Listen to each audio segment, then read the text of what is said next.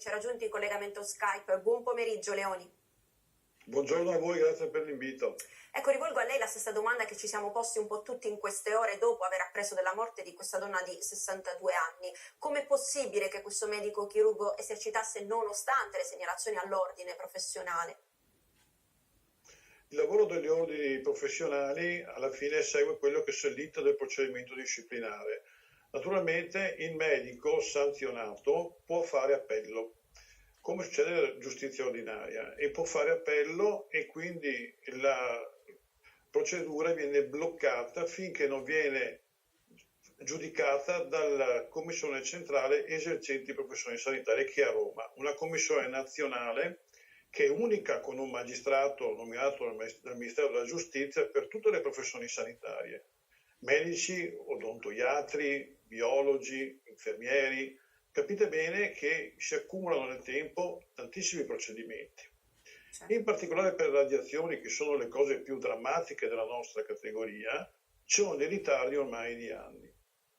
A questo punto l'unico sistema per risolvere la situazione è fare una commissione stralcio, cioè un'altra commissione, un raddoppio di quello che è il lavoro, in maniera tale da cominciare a smaltire almeno i procedimenti più gravi, che sono le radiazioni, che sono in attesa di essere completati, perché quando la commissione dà il suo giudizio e il giudizio conferma quello dell'ordine professionale, a questo punto scatta veramente il blocco per la professione. Il professionista può ancora fare ricorso in Cassazione come con la giustizia ordinaria, ma il ricorso in Cassazione non blocca quella che è l'esecutività della sanzione per quanto riguarda la radiazione. Ecco, a proposito di questo, allora in questo frattempo chi dovrebbe vigilare affinché comunque non si continui a operare la professione? Questo è un compito alla fine della Commissione Centrale che è collegata col Ministero della Giustizia. Gli ordini perifericamente fanno il loro lavoro, come ovviamente la giustizia ordinaria, però a questo punto la possibilità di bloccare quella che è l'attività del medico probabilmente in questo frangente sarebbe più veloce della giustizia ordinaria. Ecco, tra l'altro voi avete parlato appunto, l'ho fatto il presidente Anelli, di una commissione stralcio per smaltire questi arretrati ed è quello di cui ha parlato anche lei, però nel frattempo Leoni, quello che insomma un po' ci si chiede è come si può operare in sicurezza, cioè quando qualcuno si affida alle cure di un medico, ecco, come fa ad essere garantito sul fatto che quel medico sia in grado di portare a termine il lavoro?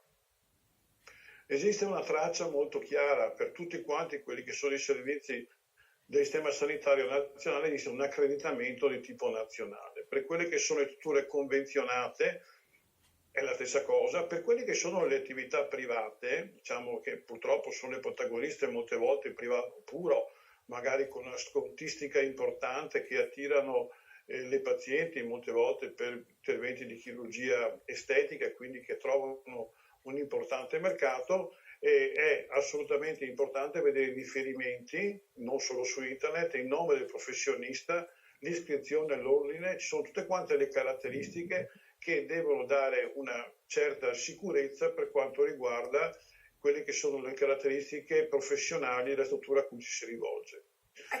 Sconsigliamo, diciamo, di rivolgersi semplicemente con un invito su internet, su TikTok, quelle che sono purtroppo le vie di collegamento più veloci e pervasive che ci sono attualmente. Bisogna fare anche delle indagini, dei controlli magari con il consiglio del proprio medico di fiducia, il modo medico di medicina generale, che magari conosce meglio quello che sono le strutture di appartenenza.